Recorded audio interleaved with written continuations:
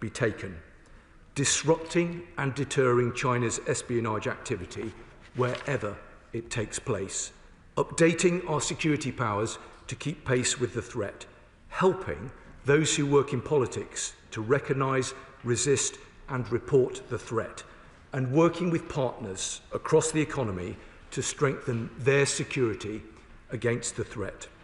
Mr. Speaker, our strategy is not just to cooperate. We will engage China where necessary, but we will always act to defend our interests and challenge where our values are threatened. I commend this statement to the House. Just to say, the Minister did take 14. It's a very important subject, so I've no problem with that. So it may be helpful if you need 7 minutes. It's there. Shadow Minister Alicia Cairns. Thank you, Mr. Speaker. My heart also goes out to the missing crew member, their ship's company and their loved ones at home. Let us all hope for good news. Thank you to the Minister for advance sight of his statement and for his time last week. But the revelations today are no surprise. They are the latest in an ever-growing list of actions by the Chinese Communist Party interfering in our sovereign affairs and trying to undermine our democracy and our country. The pernicious nature of this threat should not be underestimated, and I welcome the Minister's plans for a new prescription tool to counter foreign interference. Also, that the government has completed work we started to strip surveillance equipment manufactured in China from sensitive sites. On education, however, plans to discuss foreign interference with Vice-Chancellors is quite inadequate. I've had those discussions and face nothing but naivety and intransigence. But they are also useless unless the government is willing to use its teeth to defend those institutions under attack. Earlier this month, Norway and Denmark alerted us to the existence of dual-use kill switches in Chinese-made electric buses, allowing China to switch off buses and bring chaos to transport systems. So could the Minister give an update on the investigation into our bus networks, but also the chips that have been placed in Ministry of Defence vehicles that require our members of the armed forces to be silent whilst travelling around our country in defence of our nation? On academic freedom, Sheffield Hallam University was blackmailed by Chinese security services into cancelling research into state-sanctioned Uyghur slave labour. So what update on the police investigation into this and the coercive campaign can the Minister share? And will he also admit that it was a mistake for his party to cancel our university free speech provisions and use them to convince the government to reintroduce them now that the threat is on the front pages of our newspapers? Yep. Because it is only by drawing a red line and taking action to establish some form of deterrence that we will see threats abate. Yet in the face of such hostility, the government, it appears, delegates difficult conversations to officials. On the collapse of the case against Christopher Cash and Christopher Berry, the government saw fit only to call in a senior official to have a conversation with the Chinese charge d'affaires. Last week, Hong Konger Chloe Chung said that the government is not keeping her safe. The government's response to a bounty being put on her head, to kidnap notes being delivered to her neighbours, asking them to take her to the Chinese embassy, was the same rhetorical tap on the knuckles. This is insufficient if the government seriously wants to deter further attacks on our country. Now, we on this side of the House recognise the threat of the Chinese Communist Party, and we want to work with the government, so we have a few suggestions. The Minister today stated that the Chinese government is using proxy organisations to interfere in and commit espionage against our democracy. That is literally why we introduced the Foreign Influence Registration Scheme. So instead of the communications plan and private closed-door meetings announced today, we urge the government to put China in the enhanced tier of the first scheme. In opposition, Labour supported us in passing the National Security Act, yet in government they refused to use it as it was designed. Now that is perverse. Why vote for a defensive tool to leave it on the shelf when we are under threat? The decision on the new Chinese embassy is also expected shortly, and whilst we would see that embassy refused, if the government will not, will it at least require the Chinese government to pay for sensitive underground cables to be rerouted away from the embassy? We also hear of multiple government visits planned to China before Christmas and the New Year. Will these now be cancelled? Because what message does it send when, despite an attack on this House, our Parliament, ministers are happily jetting off to stride down red carpets with the government responsible? And finally, we need a comprehensive audit of our vulnerabilities across our society and our economy. The recent export controls on critical minerals demonstrate China's willingness to weaponise its economic heft. We need to know where our vulnerabilities lie and increase our resilience accordingly. But that also means publishing the shelved China audit. Because how can an entire civil service base its posture on a document that most will never be allowed to read? It needs to be published, and sensitive areas can be redacted. Any offence taken by the Chinese authorities at its contents are down to their actions, not ours. Now, we face an acute threat to our democracy, and in the face of that threat, we have yet to see repercussions of the Chinese Communist Party. To defend our nation, the government must have a firm policy of deterrence. Now, justice was denied last month, but the government has the tools and ability to act. So when will the government take action to make clear to the Chinese Communist Party that they will not get away with attacks on our democracy? The government can cancel the JETCO trade talks. It can impose sanctions. It can cancel propaganda visits to China, and it can put the Chinese Communist Party in the enhanced tier. When they do any of these, we will be here and ready to help. But until that time, the Chinese Communist Party will think our country unwilling to deter future acts of hostility and unwilling to defend our democracy or our country. Thank you, Mr. Speaker. Minister. Well, thank you, Mr. Speaker. And can I say it's very good to see the Honourable Lady here and in her place. And I'm very grateful for her comments today and for the contact that we've had recently. And I hope she knows that this is a conversation that I want to continue to have with her and colleagues on her side. And we take very seriously the points that she's made today and on countless other occasions. Let me try and provide her with some reassurance, but if I'm not able to do that, I'm very happy to meet with her again in the very near future, because as she will understand, there are sensitivities around some of these matters, and that means it's more difficult to get into the detail of some of them. But let me see what I can say to try and provide some assurances. So the package that we have announced today, I think by any metric, is a comprehensive package, but I've been clear about the government's willingness to go further when and where that is required. The measures that we have announced today will help us to tackle economic, academic, cyber and espionage threats that we face from China and from other state actors. The impact of the measures that we've announced today will be immediate, but as I say, we will not hesitate to go further where that is necessary, because when we say that national security is the first priority of this government, that is something that we take incredibly seriously. Now, she's right that the threats that we face from China do require action and not words. And I would just gently reiterate some of the announcements that we've confirmed today. So the work that we're taking forward will be coordinated by myself from the Cabinet Office as part of a new counter-political interference and espionage plan. That will be the fulcrum point for coordinating this activity right across government and across law enforcement.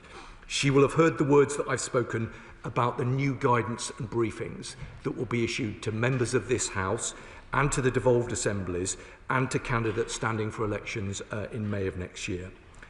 We're putting our money where our mouth is as well. I've announced £170 million specifically towards renewing our sovereign encrypted technical capability, and another £130 million on projects such as building counter-terrorism police's capacity, working with the NCSC and the MPSA to protect intellectual property. I've also referenced, and she referenced it as well, the removal of surveillance equipment manufactured by companies subject to the National Intelligence Law. I absolutely acknowledge that that was work that began under the previous government, and I am pleased, and I've issued a written ministerial statement with further detail to confirm that we've completed that process today. I also think there is an important legislative angle to all of this, which is why we introduced the new Cyber Security and Resilience Bill just last week, and why I give an assurance that we will introduce the Elections Bill the earliest available opportunity. Now, all of these measures are important in their own right, but they are more important when they are brought together. But in the end, and I think the Honourable Lady will agree with this, what really matters is our mindset. And our mindset is born out of an absolute desire to work collaboratively across this place to protect our country and all of the people who live here. Now, will that involve making some tough choices? Yes, the truth of the matter is it will involve making some tough choices. The previous government made some tough choices. This government will have to make tough choices. But like all of our G7 counterparts, we will engage with those choices in a clear-eyed way.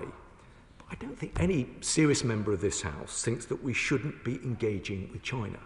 The debate is around the nature of the engagement. Now, the Honourable Lady made some important points, and if I'm not able to address them adequately, I will come back to her.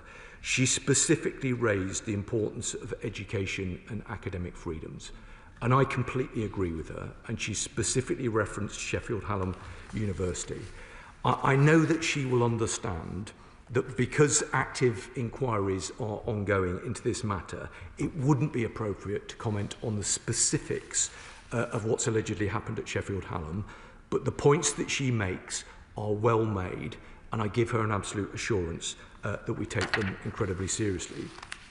She also raised, and it didn't come as a huge surprise to me that she did, the issue of furs. Now, she will remember that furs is a product of the National Security Act. Now, there are some members in this House who said that we wouldn't introduce furs at all. Then when we confirmed that we were going to introduce it, they said that we wouldn't be able to do it by the 1st of July. I gave a categorical assurance that we would introduce it by the 1st of July, and we did. We are looking closely at whether it is necessary to make further additions onto the enhanced tier, but I can say to her that no decision has yet been made specifically with regard to China. She also asked me about the embassy.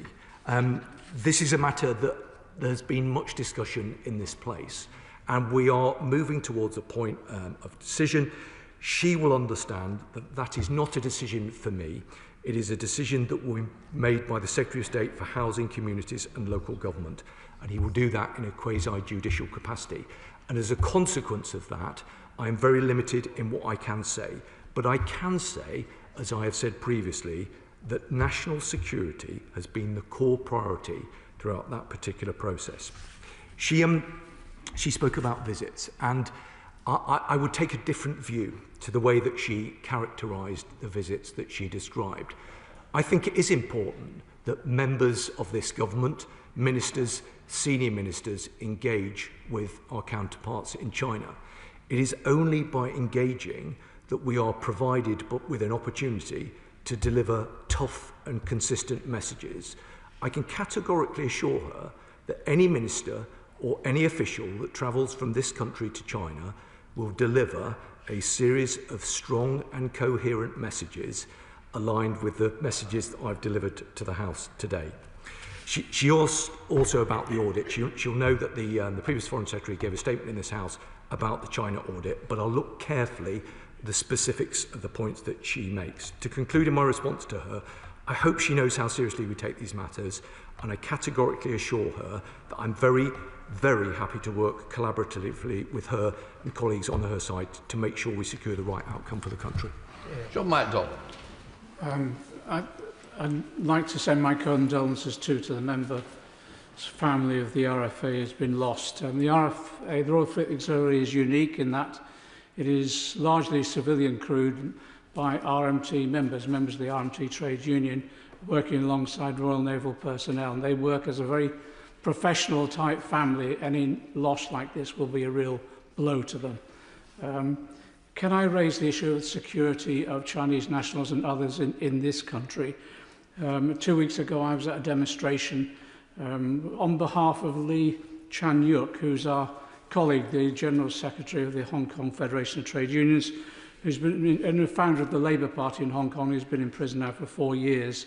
And at those demonstrations, there was always a fear of the monitoring that's taking place of the demonstrators, and particularly for Chinese nationals, for their security in this country. And I'd welcome the Minister's view on what further action can be taken to reassure people that in the exercise of their democratic rights in this country, they do not become vulnerable to any actions by the Chinese state here. Well, Mr. Speaker, I'm very grateful to the Right Honourable Gentleman, including for his opening remarks, which I know will have been shared by the whole House. He does raise a very important point about transnational repression. The government takes these matters incredibly seriously. We have relatively recently completed a very significant piece of work through the Defending Democracy Taskforce looking at the issue of transnational repression.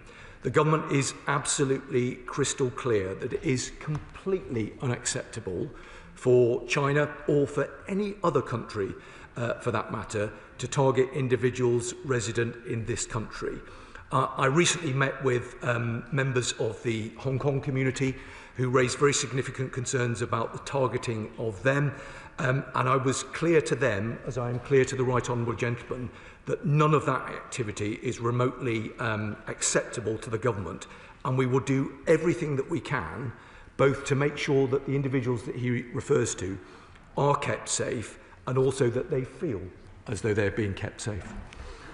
I'll come to Liberal Democrat spokesperson Lee Smack, but obviously some extra time as well allocated. Thank you very much, Mr Speaker, and I'm very grateful to the Minister, as I always am, for advance sight of his statement. The news that the CCP is waging a campaign to infiltrate our Parliament is deeply offensive to our sovereignty, though perhaps it's not surprising to those who have been paying attention to the recent collapsed espionage case and uncovering of interference at a UK university. Their attempts to corrupt our democracy and government must be rooted out. We therefore welcome the Counter-Political Interference and Espionage Action Plan as a first step.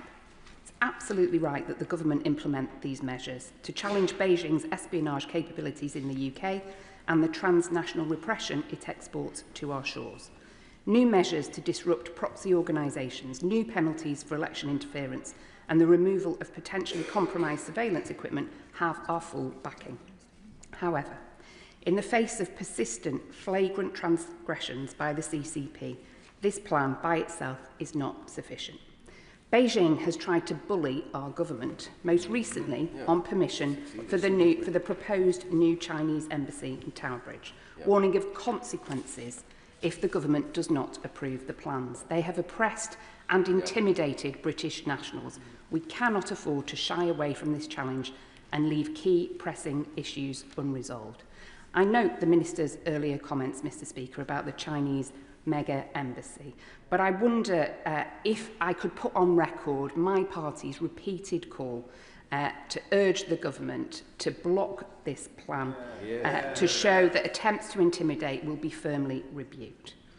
I further note the Minister's comments about furs, and I wonder if he could update the House on his current thinking about when he may plan to come back with a decision to add China to the enhanced tier of the Foreign Influence Registration Scheme. The Minister has said that the forthcoming elections bill will include measures to safeguard against covert political funding and tougher risk assessment rules for donor recipients and enhanced enforcement powers for the Electoral Commission. This is a good opportunity, Mr Speaker. So could the Minister confirm that this will include donations via cryptocurrency and the associated transparency concerns? And can the Minister confirm that there will also be new risk assessment rules and enforcement powers for donations funnelled through third-party organisations, such as think tanks? Minister. Thank you, Mr Speaker. I'm very grateful to her for her broad welcoming of the plan. And she's raised a number of points, including several which she's consistently raised concerns about in the Chamber and with me outside of the Chamber. Let me just say to her and to other members, with regard to the embassy and with regard to any other area of policy, nobody will intimidate members of this government to do anything other than what is in our country's national interests. I do understand why certain honourable members want to refer to the embassy as a super embassy. Other descriptive terms have been used. This is a judgment that will have to be made by the Secretary of State. But I, along with other ministerial colleagues, have been crystal clear that national security is and will remain a core priority throughout this process. There have been various comments and various points made by people inside and outside of this House that are not correct with regard to the national security implications of this embassy. It's a quasi-judicial matter, and I am limited in terms of what I can say, but I reiterate the assurance that I've offered previously about the importance of the national security elements underpinning any decision. She asked about the elections bill. I think she made some important and valid points. She will understand that that is a piece of legislation that sits with another government department, but they will, I'm sure, have heard the points that she have made, and even if they haven't, I will represent them to them on her behalf. Sam Mohammed. Thank you, Mr. Speaker. Sheffield Hallam University, in my constituency, is home to internationally respected researchers, including Professor Laura Murphy, whose excellent work on forced labour in China has been met with coercion, intimidation, and attempts at interference linked to the Chinese state. At a time when universities are increasingly financially vulnerable due to a sharp decline in international student numbers, the risk of hostile states exploiting that vulnerability is growing. I welcome the closed event for Vice-Chancellors to address these concerns. Will the Minister explain whether that event will explore how it will protect academics like Professor Murphy from being silenced, and will it provide more robust support to universities who are left exposed to pressure, intimidation and undue influence? Yeah. Minister. Well, Mr. Speaker, I'm very grateful to her.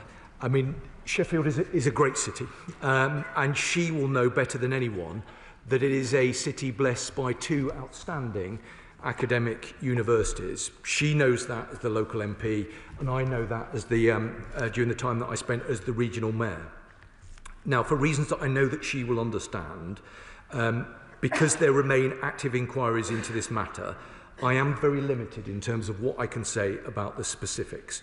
But what I can say to her more generally is that any attempt by any foreign state to intimidate and coerce universities to limit free speech and academic freedoms in the UK will not be tolerated. And the government has made this clear to Beijing after learning of this case. Now, the new Office for Students has issued guidance recently that makes it explicitly clear that universities should not tolerate attempts by foreign states to suppress academic freedom. I'm pleased that she welcomed the closed event with Vice-Chancellors, and of course we will make sure that both of the Vice-Chancellors from the City of Sheffield are invited to attend, and of course I'd be happy to discuss these matters further with her. Chair of the Select Committee, Dame Curran. Thank you very much, Mr. Speaker. Does the Minister consider that China represents a current threat to this country? And could the Minister expand on the work that his officials are doing working with member services to remove potential security weaknesses, not just from this building, but also from MPs' constituency offices and our homes? Minister. I'm very grateful to the Chair of the Select Committee, as I always am. On her second point, let me come back to her, because I think it's a valid concern that she's raised, and rather than give her a response now, let me consider the facts of the case, and I'll come back to her with a more considered response. In terms of her first point, I fear that I'm going to disappoint her and maybe some other members opposite by not diverting from the policy that the government previously has confirmed in this place, and that is that the government fully recognises that China poses a series of threats to UK national security: cyber attacks, foreign interference and espionage targeting our democratic institutions, including also the transnational repression of Hong Kongers in this country. That is why we've made the announcements that we have, and that is why we will continue to do everything that we can to guard against that threat.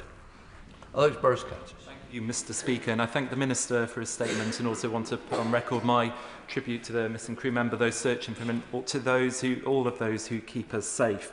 With respect to the package of measures he's set out today, I welcome them. And it is important, of course, with the news today about the networking sites being used, whilst, of course, as has been said, this is not new. It's important to keep the risk elevated and to remind all those potentially affected of that. He knows, because we've conversed about it regularly, that I take an interest in the Defending Democracy Taskforce, and so I wonder if you can say a little bit more about the series of protective security campaigns that will be coordinated through it. And can I suggest that as part of the outreach to all of the different stakeholders he's mentioned, that the task force gives thought to some sort of centralised toolkit that pulls together all of the guidance, the information, and which is evergreen and constantly being updated to ensure that all affected stakeholders in and outside of this place have it at their fingertips so that we can keep ourselves safe from people who are a threat to us. Minister. Well, I'm very grateful to him for his comments today, and also the points that he's made previously about the importance of the Defending Democracy Taskforce. It wasn't a given that the government would necessarily continue in the way that the previous government, the previous security minister, had invested in the Defending Democracy Taskforce. But I took the view, on good advice from my predecessor, that that was the best way, the fulcrum point, to coordinate that activity across government. And I think he was right about that. And that is why we've really invested in it as a process. That is why it is truly wired across government and law enforcement. That is why the Prime Minister recently renewed the mandate of it. And that is why I personally invest a very significant amount of time in it every single day, because I believe in the work that it is doing, and I believe it provides the right forum in order to lead this work, including the kind of work that the Honourable Member mentioned. The protective security campaigns, I think, are really important, because whilst most Right Honourable and Honourable Members are sensible and diligent members of this House, we have to ensure that everybody who might be at threat or at risk has the information that they need in order to make informed decisions.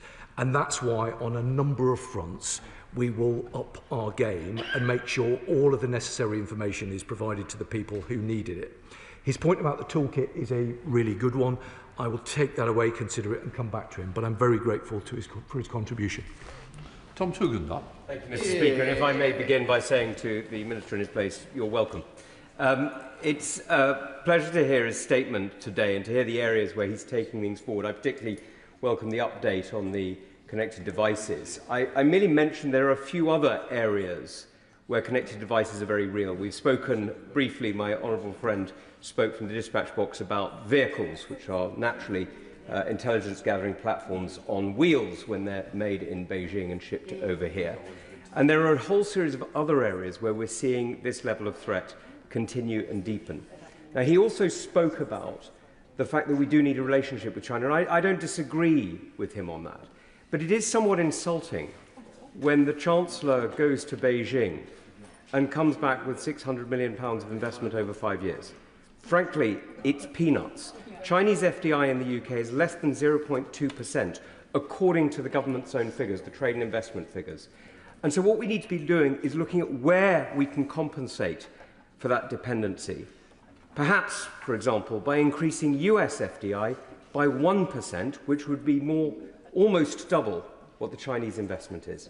1% on the US is almost double what the Chinese invest. So we need to be looking around the world at alternatives. We need to be clear-eyed about the threats. And I reiterate the point that my honourable friend made from the dispatch box. We do need to introduce China on the enhanced tier of furs. Minister. Thank you, Mr. Speaker. Well, I'm grateful to the Right Honourable Gentleman for the points that he's made and the advice that he's offered previously.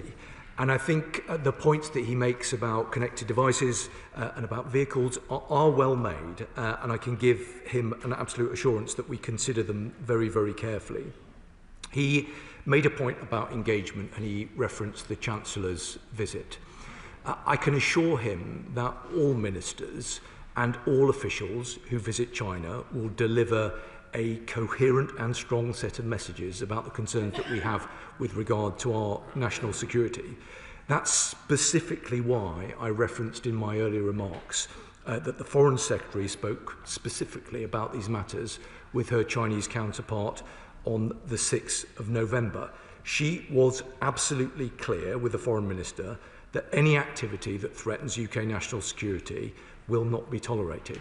So I give him and the House an absolute assurance that even where there are engagement activities that might on the face of it relate to other areas of government business, there will be a consistency about the messaging.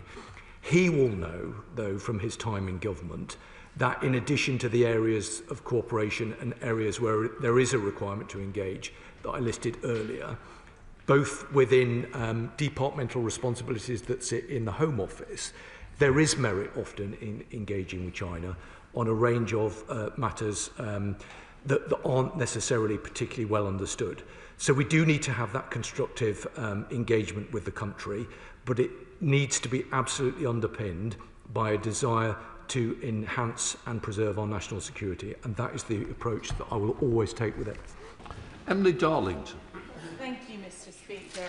Firstly, can I thank the Minister for the strength of his message about our efforts to stop transnational repression of our constituents, including the Hong Kongers and Milton Keynes, and can we continue to have a dialogue on how my constituents continue to feel unsafe in the UK. I wanted to raise an issue that goes alongside Mr. Speaker's conference, which is the online world and how we protect and defend our democracy in that online space, particularly from foreign actors, state actors, their proxies and non-state actors who use the online environment to destabilise our democracy. I would ask, would he meet with me to talk about some amendments that I'm preparing for the elections bill to ensure that we do not have these threats online and we protect them as much as we protect ourselves from the threats offline?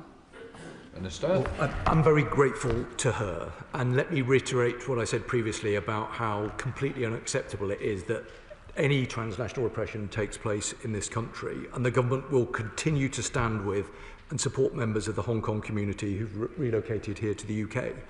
She's right also to raise the important work done by the Speakers' Conference.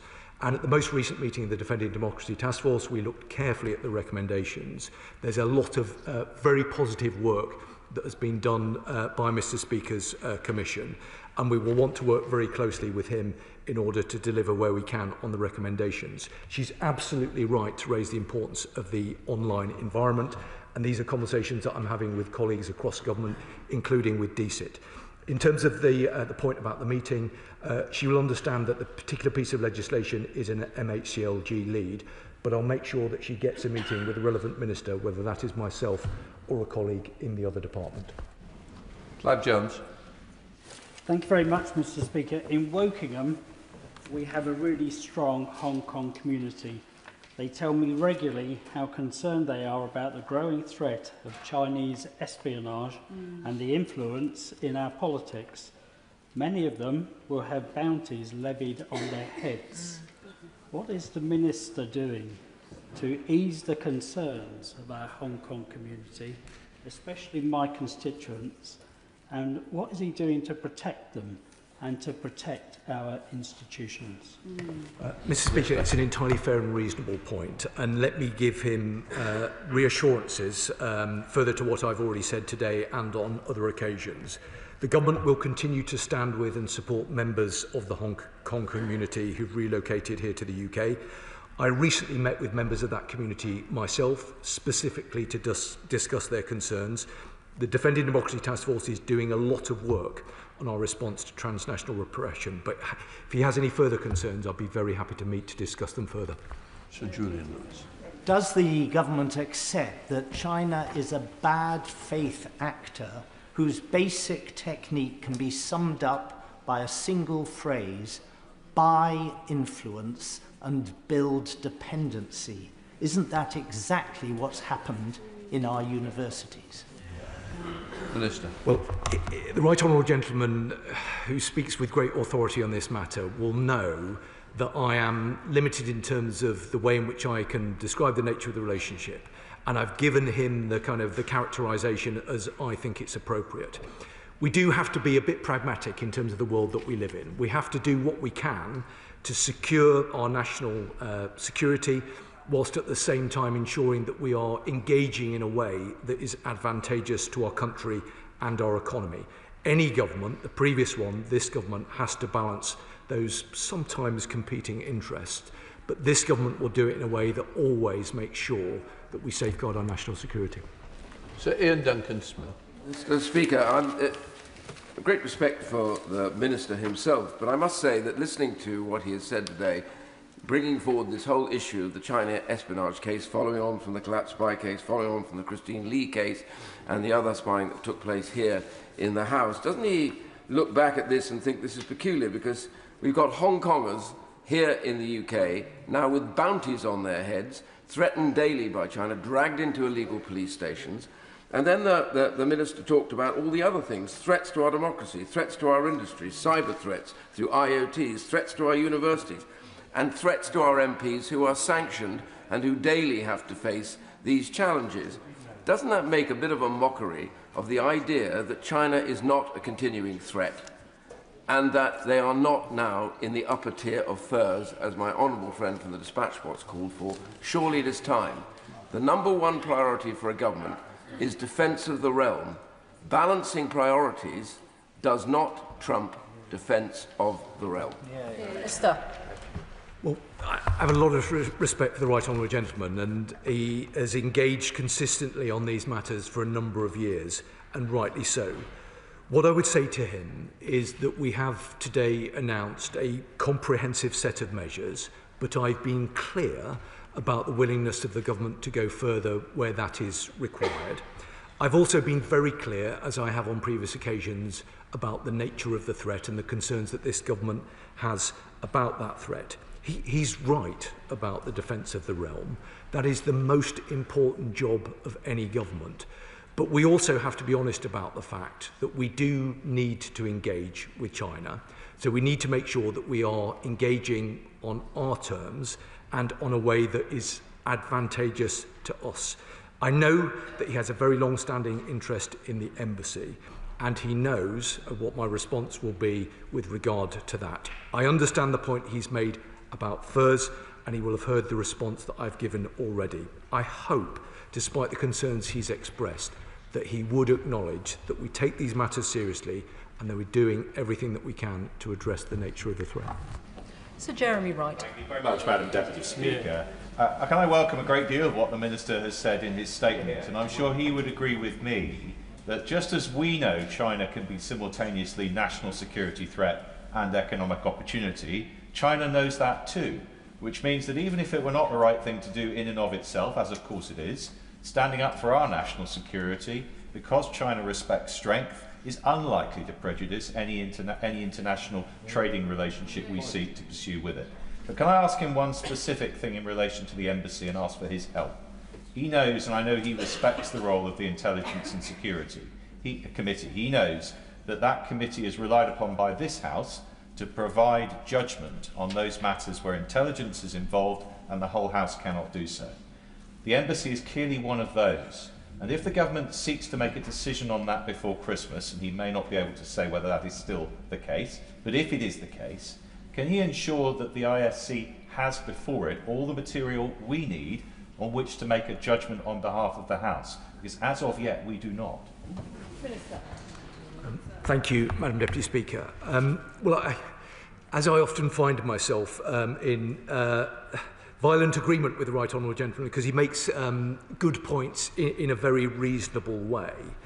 I mean, it isn't necessarily for me to talk about the nature of our diplomatic relationship with China, because obviously, as he will understand, that is a Foreign Office lead. But I think he is right in the way that he characterises our approach. I believe in being straight with this House and straight with the countries that we deal with. And I think he's right that it doesn't in any way disadvantage us to be straightforward and to be strong. And that's why I've very carefully chosen the language that I've used today to indicate the strength of feeling about the nature of the threat that we face. Now, I think he made an entirely reasonable point about the embassy. I won't bore him and the House with kind of further discussion about it being a quasi-judicial decision that will be made by the Secretary of State for MHCLG, although that clearly is the case. I think there is an important role for the ISC to look at the nature of the decision that is being made, and at the appropriate moment, when we're able to do so, I'll make sure that his committee is properly briefed on that issue. Christine Jardine. Thank you very much, Madam Deputy Speaker, and I welcome the comments today by the Minister and would repeat the calls for China to be added to FIRS. But I have specific concerns about Edinburgh and Scotland in general. One is the continuing lack of clarity about what is to happen to Mingyang and whether, if it is to take part in the construction of the offshore wind farm in the North Sea, there will be mitigating factors put in place to stop it having on-off switches and on our energy security. We have a very large Chinese consulate in Edinburgh West, which is causing concern to my constituents because of the size of the dishes on the roof, and they're concerned about activity. And having been myself subjected to filming while speaking at a Hong Kong rally, we are concerned about the security of our Hong Kong nationals in Edinburgh. But with the Scottish elections coming up next year, can the Minister reassure me about discussions which are taking place with the devolved authorities to ensure that they are aware of the continuing and increasing threat from Chinese espionage? Minister. Well, Madam Deputy Speaker, I'm grateful to her. I think she made important points about her great city. I can give her assurance that there is that engagement taking place, but I will reflect on the points that she has made and consider whether we need to do more. I know she will acknowledge that I specifically referenced the devolved assemblies in my opening remarks, but if she thinks that there is more that we could and should be doing, then I'd be very happy to have that conversation with her. Sir John Hayes. Thank you, Madam Deputy Speaker. This is a welcome statement from the Security Minister, for whom I have high regard, now the House does too. He will be familiar with the report produced by the ISC, of which I was a member then, remain a member now, on China, which dealt with exactly the matters he described. The widespread penetration of our universities, the theft of intellectual property, and the attempt to compromise our democratic institutions. Will he add to his list, therefore, a review of contracts with China, public sector contracts, government contracts, and so on, particularly those relating to sensitive matters? And will he finally do this simple task? As he said he was a plain-speaking man, mindful of the collapse of the recent trial, will he say from the dispatch box now that China is a threat to our national security? Minister. Well, I'm grateful to one of my predecessors, and I always listen very carefully to what he has to say, and I'm always grateful for the contributions that he makes. He knows precisely what the government's line is specifically with regard to China in terms of his final point. I think he did make a good point about the contribution of the ISC, and I hope members of that committee understand and recognise the importance that we attach to the work that they do, intending to have regular contact with the committee, including in the near future. I thought he made an entirely reasonable point about contracts. I will take that away, undertake to look at it, and come back to him privately with a response. Dr. Andrew Murison. Thank you, Madam Deputy Speaker. I welcome the package, and I welcome the Minister's commitment to continuing engagement with Beijing. But does he share my concern that you can't reason with a tiger when your head is in its mouth, and that we are rapidly approaching that position because of the stranglehold that China has over this country by virtue of our reliance on critical minerals and rare earths?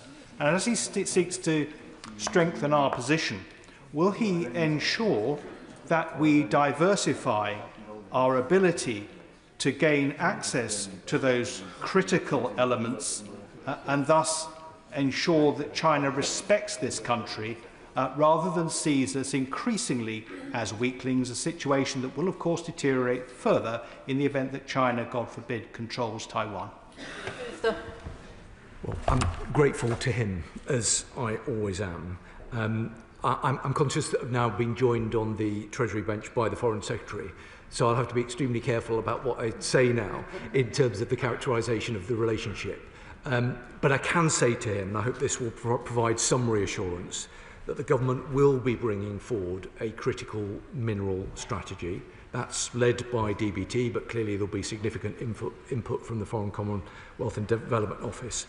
I hope he understands how seriously we take these matters. I understand why he characterises the relationship in the way that he does, but I know, as a former minister himself, that he will understand that there is a degree of practical reality about how we manage that relationship. Yes, we make sure that we underpin our national security, but yes, we also have to engage in other areas. It's important we do that in a clear-eyed way, and that is how the government will proceed. Can I encourage the remaining members and indeed the Minister short questions and short answers, please? There's an important statement to come and a very heavily subscribed debate. Chris Law. Deputy Speaker, our devolved nations, our local authorities and our educational institutions are not adequately being made aware of the risks that China poses, as evidenced in this weekend's Sunday report by David Leask. Now, the Ministers mentioned briefings with devolved governments, guidance for candidates and a closed event with University Vice-Chancellors, but will he ensure that these are not one-off events and that there will be continuous and up-to-date flow of information from this day forward?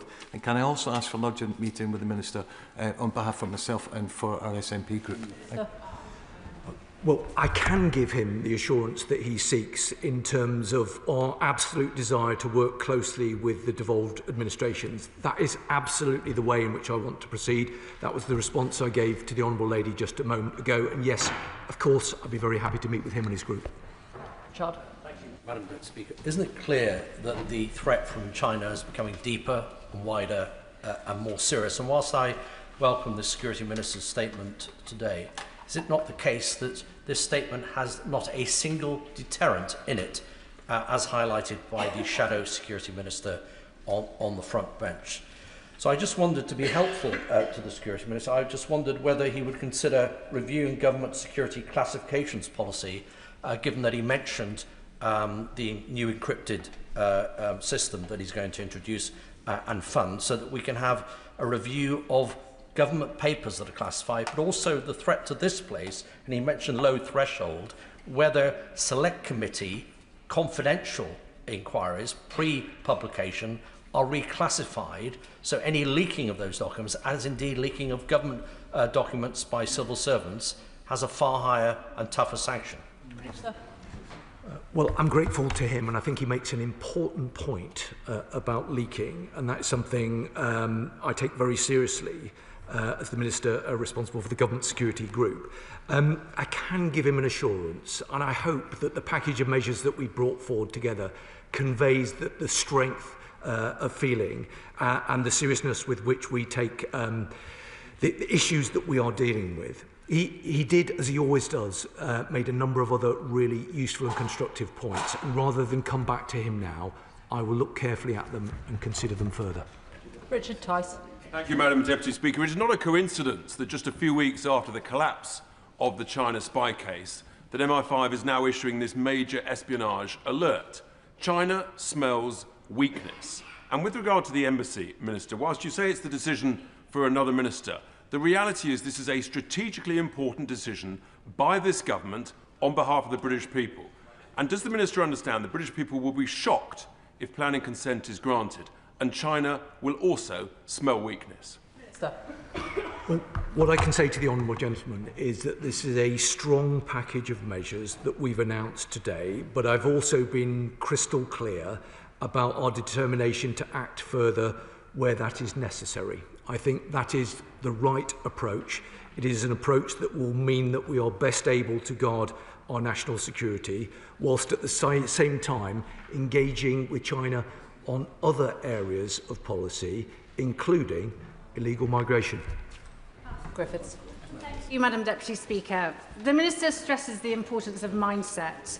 So can he tell me if it was a failure of mindset which underpinned the failure to secure a prosecution of 2 alleged Chinese agents, and why parliamentarians should now trust that he has the mindset to keep us safe?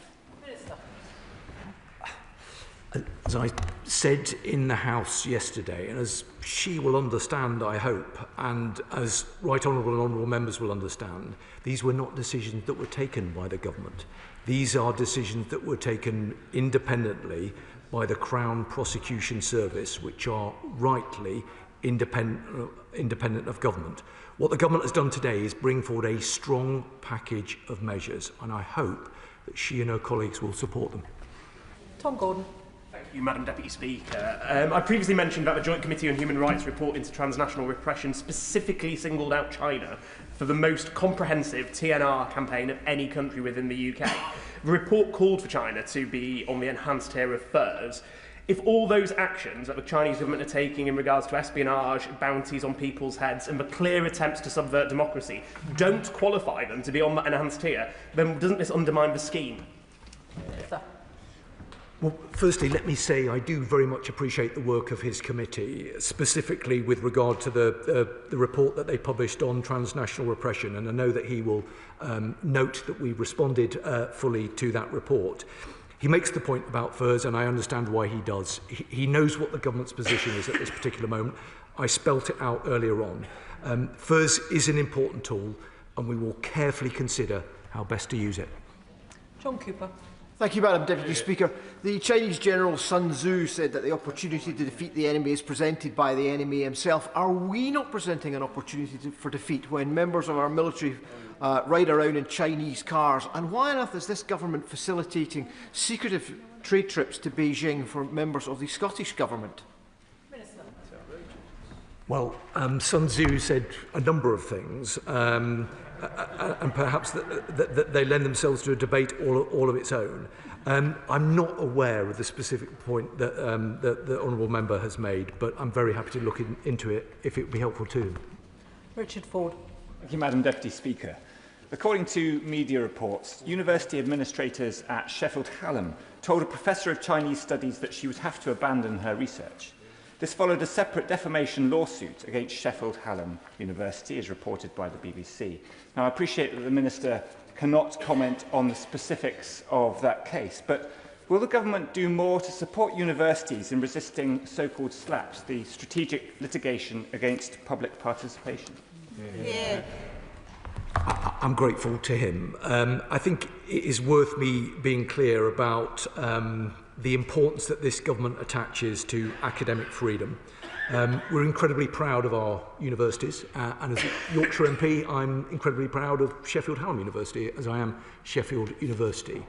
That's in part why we made the announcements that we have today, and why we will be holding what I think provides a very good opportunity to engage with Vice-Chancellors to look carefully at the nature of the challenges that they are facing and support them in responding to those challenges. Ben Obsi-Jecti. Speaker. The honourable gentleman knows the answer. We are looking carefully at whether other countries should be added to the enhanced tier, but we will take that decision in due course and bring it forward in the normal way. That's what the Security Minister said when I asked him for the 4th time last month why China isn't included within the enhanced tier of the Foreign Influence Registration Scheme. So for the 5th time of asking in as many months, I'm hoping the Minister will offer some clarity this time. Given the range of measures he's just announced, what would it take for the government to deem China to be a threat? And therefore, when will he assess whether China should be added to the enhanced tier? Well, Madam Deputy Speaker, I admire his perseverance and patience on this particular issue. Unfortunately, I'm going to disappoint him by referring him to the answer I gave previously. Jim Allister. Can I take the Minister back to devolved issues? In the case of Northern Ireland, international trade, quite rightly, is a reserved matter. Yet last Wednesday in Belfast, the Chinese government, no less, hosted a major investment conference in collaboration with the local Department of the Economy, with 120 Chinese companies, including Huawei, ZTE and BYT. And at the conclusion of it, signed a strategic cooperation framework agreement with InvestNI. How is that possible when international trade is a reserved matter? And will this government finally closely examine the operation of the Stormont Executive and its collaborations with China? Minister. Well, I'm grateful to him. I can say to him that I was in his part of the world just a couple of weeks ago, and we take very seriously the importance of engaging with the devolved administrations. I'll look carefully at the points that he has made and reflect on them, and if he wants to discuss them further, I'd be very happy to do that. Jim Shannon. Madam Deputy Speaker, can I thank the Minister very much. I think we are greatly encouraged by the steps that the government are taking. But having chaired an APPG, one of the ones, and some of the members here close to me are all members of that, we had our website hacked, stories were replaced, and also having conversations that we have been under surveillance by the Chinese government whilst in Northern Ireland. I'm so glad that the Minister has acknowledged this wide-scale threat. While pouring money into security is good, there is clearly a ramification to trade outcomes for those Chinese agents involved in espionage. The message today, as a consequence of the recently mishandled court case, can never be repeated. And I asked the Minister this question, that our language is set, our defences are raised, and that we're not to be trifled with by any foreign powers, certainly not by the Chinese government. Well, I'm grateful to him, as I always am, and I hope that he sees the commitment that this government has in terms of ensuring that we are best equipped to engage against the nature of the threats that we face. That's precisely why I've brought forward this package of measures. That is why I've been crystal clear about the requirement potentially to go further in certain areas. I hope he sees, but if he doesn't, let me give him an assurance, how seriously we take these matters, our desire to work with members right across the House and with the devolved administrations to do everything that we can to guard against the nature of the threat, whilst also, at the same time, making sure that we engage in a way that is in our national interest. I thank the Security Minister for his statement this afternoon. I will allow a couple of moments for the front bench to swap over, and can all members